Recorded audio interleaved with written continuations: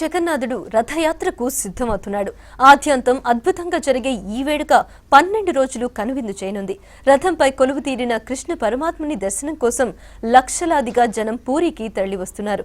పూరి జగన్నాథుడిగా సేవలందుకుంటున్న నందనందనుడు సుభద్ర బలభద్రుల సమేతంగా భక్తులకు దర్శనమివ్వనున్నాడు.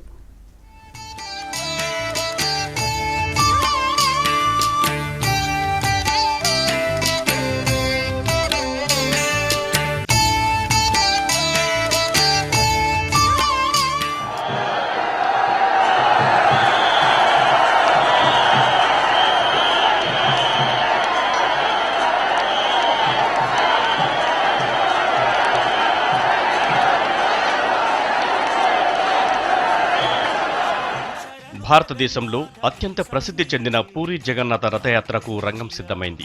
సనాతన సంప్రదాయాలకు, ప్రాచీన సంస్కృతులకు వేదికైన జగన్నాథ రథయాత్రకు ఆలయ అధికారులు అన్ని ఏర్పాట్లు పూర్తి చేశారు.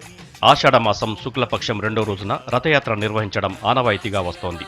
లక్షలాదిగా హాజరు కానున్న భక్తుల జయ జయ ధ్వానాల మధ్య జగన్నాథ, సుభద్ర, బలభద్రుల రథయాత్ర ప్రారంభం కానుంది.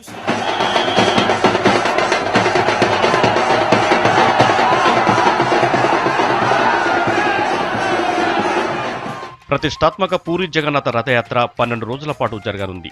జగన్నాథుని రథం నందిఘేషు, బలభద్రుని రథం తాళధ్వజం, సుభద్ర రథం దేవదళనంలను అందాల వస్త్రాలతో అలంకరించారు. రథంలో దేవతామూర్తులకు ప్రత్యేక పూజలు జరగనున్నాయి. జగన్నాథ స్వామి రథం ముందు పూరి సంస్థానాధీశుడు బంగారు చీపురుతో ఊడ్చడం ద్వారా యాత్ర ప్రారంభం కానుంది.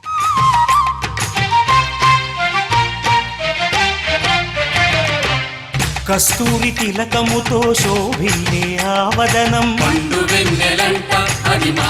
భక్తుల జయ జయ ధ్వానాలు, శంఖనాదాలు, సంకీర్తనలు, భజనల మధ్య రథాలు ముందుకు సాగనున్నాయి. పూరి జగన్నాథ ఆలయం నుంచి 3 కిలోమీటర్ల దూరంలోని గుండిచాఘర్ మందిరం వరకు రథయాత్ర జరుగుతుంది. ధర్మమునే నిలిపినావు, శంఖము పూరించి చక్రధారివైనావు, జగమంతట నీవే నట మమ్మేలే దొరవంట.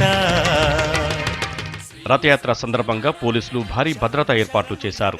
ఎలాంటి అవాంఛనీయ సంఘటనలు జరగకుండా ముందస్తు చర్యలు చేపడుతున్నారు.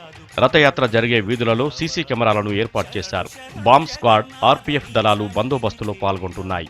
భక్తులకు ఎలాంటి అసౌకర్యం కలగకుండా ఒరిస్సా రాష్ట్ర ప్రభుత్వం ప్రత్యేక ఏర్పాట్లు చేసింది.